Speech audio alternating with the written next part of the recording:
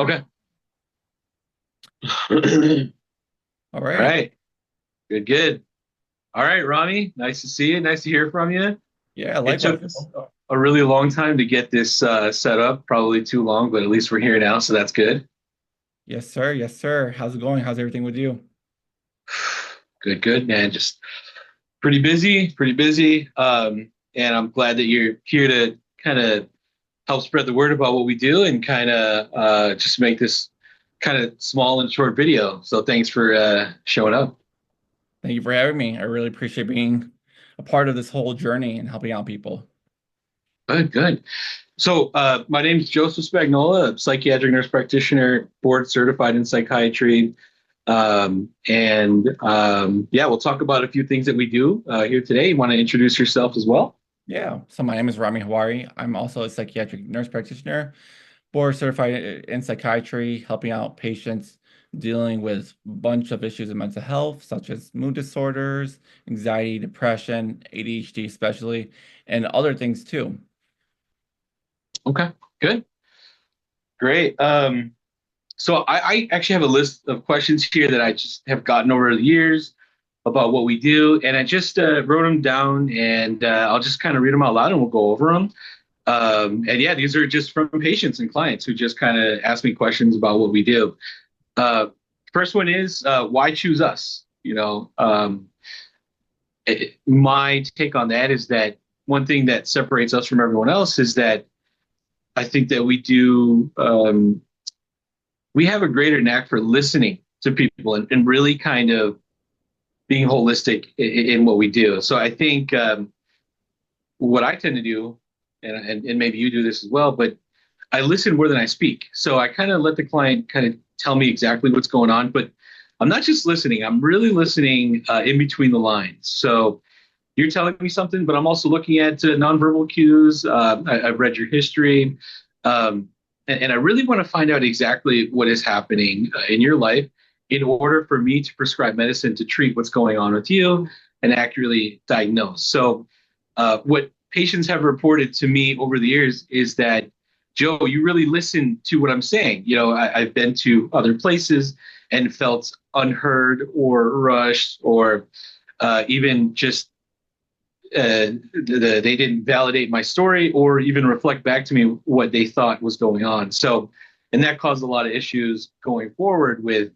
sort of trust and rapport, which translates to inaccurate diagnosing and you kind of name it. But what about you? What do you think? Why us? Why would someone come to see us? Yo, you're spot on with that. I think the main thing too is building the rapport and the relationship with the person. A lot of times in psychiatry, there's certain type of providers that will just hear a patient's symptoms and just be very dismissive, not hear too much, and then prescribe medication right away. Whereas what you're explaining is the more you let somebody talk and you let them feel heard, you may hear something else where if you think someone is saying that they have one symptom and you're hearing something else by letting them speak, you could definitely give them the right care, the right medication if need be, provide the right therapy, and then later on you'll avoid headaches trying to find the right treatment for that unique person. That's the main thing you want to try to do instead of just going circles over and over again. Yes. Good, good. Hey, I'm on board with that. So good.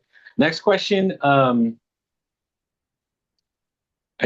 wrote a note here. It talks about sort of what is the process to see us and ease of access. I guess I wrote that down because um, been a big boom of telemedicine and telepsychiatry and virtual care. So back in the day, when I didn't do virtual care, the patient would have to, wake up, shower, change clothes, get out of the house, Mhm. get into a car, do transport, and show up to a visit. And although these things are good, when someone is depressed, you kind of can't do a lot of those things. So I would like to say with virtual care, we're reaching a lot more people because someone who typically would have been severely depressed and laying on the couch and not getting up and just eating so much that they just have no energy now can, sort of pick up a phone or get on a Zoom call such as this. And now I can treat you right here and there, which will in turn, help the depression and give you the things that you do need, the energy, the motivation, the focus, through medication. And so I'd like to say virtual care helps us kind of reach a bigger pool of people, whereas before we couldn't necessarily do that. But yeah, what's your take on virtual care, telepsychiatry? Joe, again, that's a great response. And like you said, reach, but also help people. That's the main thing, right? Back in the day, before COVID, everybody was out moving. But since COVID happened years ago, mostly everyone's remote. Telehealth is such a big thing. Now we could really market ourselves to help out people with depression and also anxiety. There's a lot of people that are anxious out there that just can't leave the house. I'm not going to go into too much into that, but anxiety in general. So we're treating a vast population dealing with multiple issues where people just prefer telehealth versus in person. And I believe telehealth is definitely helpful because whenever somebody is in a crisis and they're avoiding their appointments, in person, that provider can't really help out that person. However, there's many times you and I had a patient that was in crisis. We do telehealth appointment, and we were able to help out that patient. Now, if that patient had a in-person appointment with us, then we would not know the patient would have needed help, and then more damage would have been done. So I really am an advocate for telehealth. I like how we help out a lot of people. It's really flexible for everybody, and just people are just very happy with it in general. Hmm. Right. Oh yeah, that's great. And you touch up on things like agoraphobia, which is sort of this like nervousness or fear of just kind of leaving the house. Um, and yeah, phobia of I'll never forget this. One of my patients a long time ago coming to see me in person has this fear of elevators, and they had to go up an elevator. Um, of course, they could have chosen the stairs, but that was 14 floors. So that's such a barrier too, where you brought that up, and I'm so glad that you said that. A really good idea. So great, thanks, I appreciate that. Yeah. And also, once we add on to depression, anxiety, also with other disorders, but people are having like psychosis, delusions about leaving the house, that could be a factor too. PTSD, OCD, things like that also. So definitely Okay. telehealth could reach Okay. like a lot of mental health disorders too. Absolutely. All right, so we'll switch gears a little bit on my list here. Although you and I treat PTSD, OCD, depression, anxiety, among other things, bipolar, PMDD, irritability, there's also been a big boom that I've noticed in ADHD. So it's kind of, I do like to answer these questions because I do get these questions a lot. So when it comes to ADHD, um, how do you accurately diagnose adult ADHD? It's a question that I've heard a lot. Um, so without getting into too great detail, um, we do use things like the clinical interview, where you do meet with me or you through a psychiatric diagnostic evaluation. So things are obtained during that meeting, but we use supplemental things like scales, the adult self-reporting ADHD scale, Mhm. um, and of course the Vanderbilt for children and adolescents. So the diagnosis can be made through a virtual visit, um, where myself or you are collecting information about diagnostics for ADHD. Um, and prior to the visit, it would be good for you to fill out, one of those scales that we would send to you. And that scale is not necessarily definitive, but it is used as sort of a guide to Mhm. kind of say, hey, I'm going to meet with X patient today. We're going to go over a few things, and the diagnosis can be made in that visit. Um, so that's really important because a lot of people do ask me about that. Do I need neuropsych testing, which takes a few days to do? Sure, that is actually a great way to do it. But also, sometimes we have enough justification to kind of do it in the visit. Um, and yeah, so that's kind of how that works. What do you think? What are your thoughts on that? And that's really spot on too. And I feel like you and I are really we do very well when we see patients that have ADHD because a lot of times patients will come in thinking they have depression, anxiety, and they start reporting these symptoms and try all these medications and they're like, hey, Rami, I'm still having these feelings, this and that. And then when I ask them more questions regarding ADHD, it's amazing how moderate or severe of symptoms of ADHD they actually have, and it's funny because sometimes when someone comes in with anxiety, some providers will be like, okay, this is going to be anxiety disorder and kind of fixate towards that way. But There you go. when we start questions, it'll kind of trigger some alarms on us, like, wait a second, this could sound like ADHD, and having adult patients, sometimes adult patients later on in their life, they get diagnosed where when they're younger, they may have had it, but it's very subtle because there's other symptoms presenting. But Sure, that's why it's really important to ask the correct questions, and that's how people actually get diagnosed with ADHD when they're older in life too. sure. And I know you and I have talked about this before. Good psychiatry, clinical psychiatry says you do want to rule out any anxiety disorder before you diagnose ADHD. But I will say this, a lot of times people, what comes first, the chicken or the egg? I think people have anxiety because of procrastination, meaning if you have a focus disorder and you have a bunch of things to do and you don't get them done and you keep pushing them off and avoiding them, and soon it becomes 2, 3, 4, 5, 17 things that you haven't done, you will develop anxiety because it's bothering you. And then you have panic attacks, and this sort of GAD, excessive worry, trouble sleeping. Um, and then maybe someone comes in and treats the anxiety, but really it's more of a focus issue. So I do see that quite often is that when we can't complete tasks that we want to get done, and sort of having an inner mental battle, I say, is when you wake up and you try to get all these things done, but by 11 a.m. you're already tired because you've battled yourself, with kind of trying to get things done, procrastinating so many tasks, feeling overwhelmed that you kind of just you give up and you kind of let it pile up. So I do see that as well, is that the ADHD is causing someone to feel anxious. So I don't know if you kind of add to that.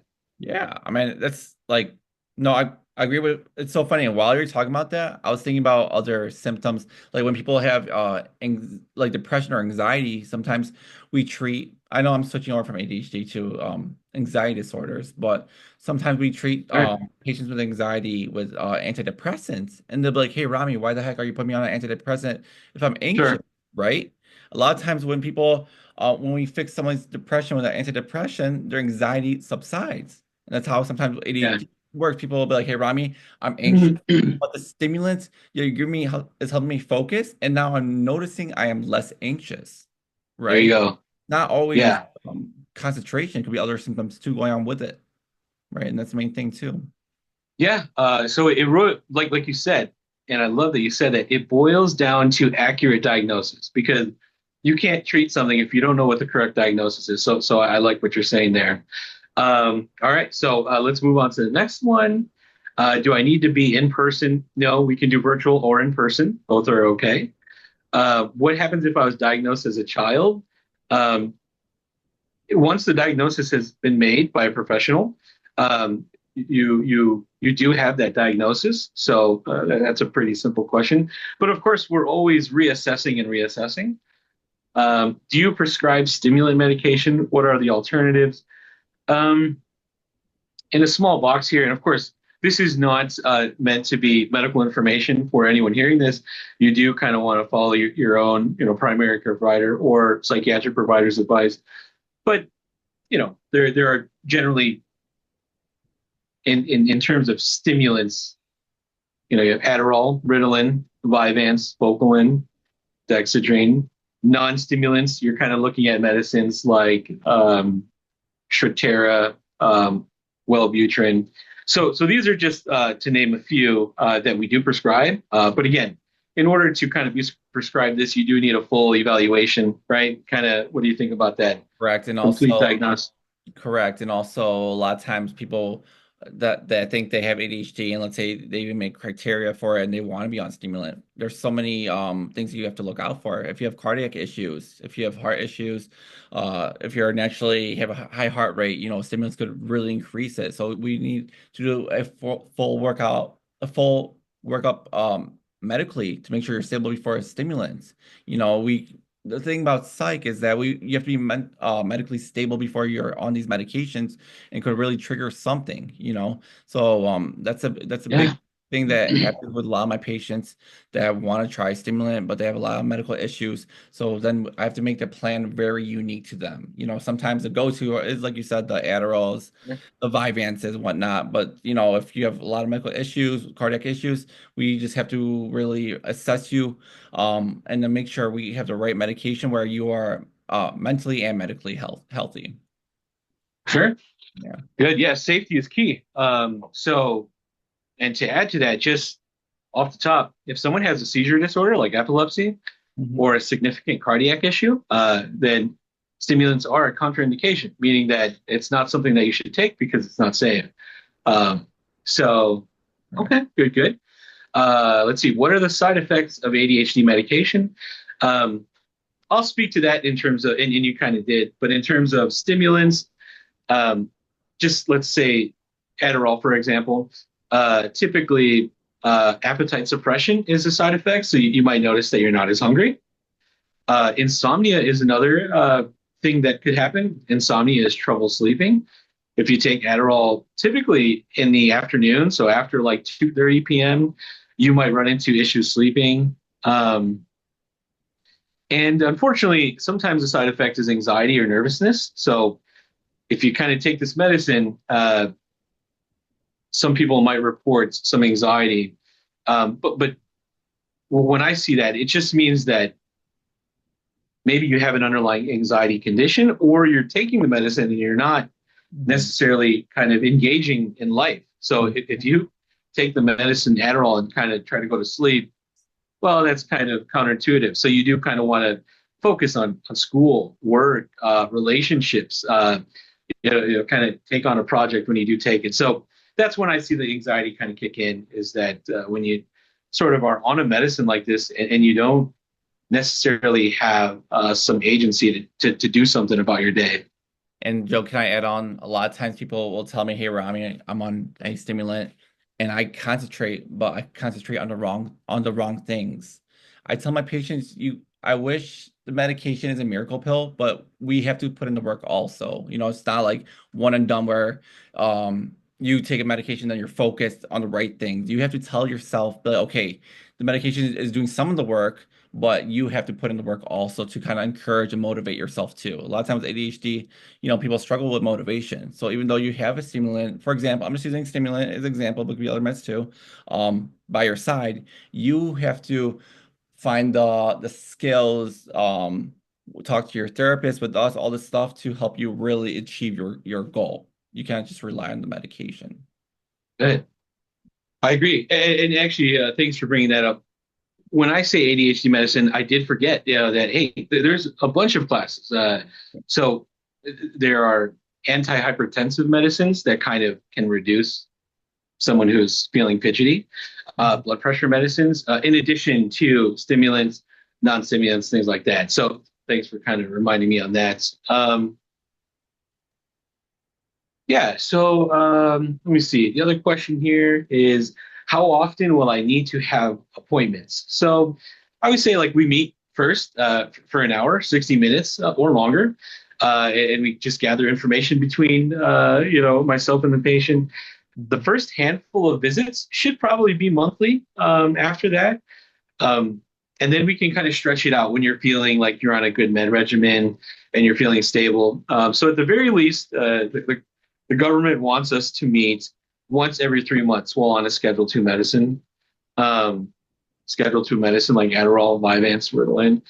Um, but so yeah, if you're doing really well and you're feeling stable and there's no med adjustments, once every 3 months is good, or fewer.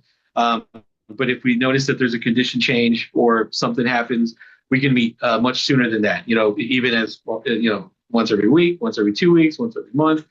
Um, But so yeah, that's kind of how that works. It's not like a cookie cutter one fit all. Yeah.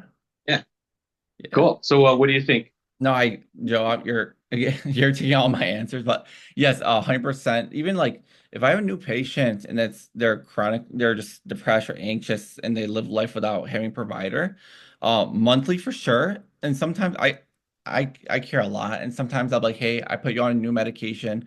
I want to see you, like you said, within like 2 weeks at the beginning, just to make sure you're doing okay, monitor side effects, hearing you out, and to make sure we actually got the correct diagnosis. Because sometimes, Joe, you could probably add on too. After seeing a patient for quite some time, you're like, hold up, you may be having you may be presenting with something else, and Right, that can go right. for multiple sessions where sometimes some patients think once they meet up with someone that specializes in psych right away, they think they go diagnose them just like that, but it takes some time. But what I'm trying to say to wrap it all up, monthly for sure. But if they need more treatment, it could be sooner than that too. We're not going to dismiss you whatsoever. We're here for you. We always answer right away. We just want to make sure you're doing okay to live a healthy lifestyle. Okay. Good, Yeah. good. Yeah, yeah, you hit all the good points there. So yeah, I mean that is all I had on the list for today. I know this very brief today, and really kind of we made it very simplistic and oversimplified a lot of this stuff. It's way more intricate than this. But yeah, we just wanted to kind of do this and kind of show people, what we do, talk a little bit about a couple points. I'm sure there's more things that we'll talk about in the future. But yeah, other than that, I think we'd love to, have an appointment with you, get to know you, get to meet you, um, change some lives. And what about you, Rami? I mean, you and I have been in psychiatry for so long, and yeah, it's good to kind of, do what Yeah. we do and meet new And people. Joe, we done inpatient, outpatient. We've seen all styles of mental health. And I'm just gonna tell you, I'm very happy of what we accomplished and that we could help out a lot of people with our care. So if you guys are Yeah, ever man. traveling and you're on the fence to see this video, just book a call with us.